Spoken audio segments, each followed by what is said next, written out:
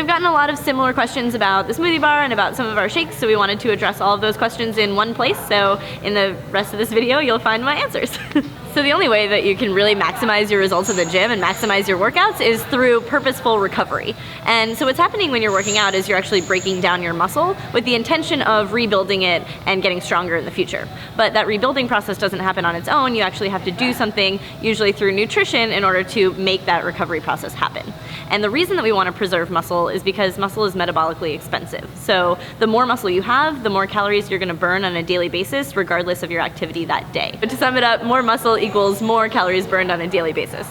So I get it, like I get the idea that you just worked out, you don't want to immediately put all those calories that you burned back into your body. But even though if you want to lose weight, you do need to be in a caloric deficit overall in your day, you really don't want to do it after the workout. That's actually the time you really don't want to be in a caloric deficit, because we need to recover from the workout, replace the glycogen that you lost, replace the protein that you broke down, so that you can rebuild that muscle. And like I said before, rebuilding your muscle will help you increase your metabolism, it'll help you be leaner overall, and that's the purpose of getting those calories in at this time. The times where you might lower your calories are days where you're not working out or you're not as active, or even just times of day that you're not as active, but don't try to limit your calories right after your workout. So to sum it up, the timing of your nutrition matters, and post-workout nutrition is really necessary in order to optimize results. So you hear all the time probably that sugar is bad for you and sugar is what's killing us and making us fat, and if you are a sedentary person, that may be true, because you don't need sugars to fuel a sedentary lifestyle,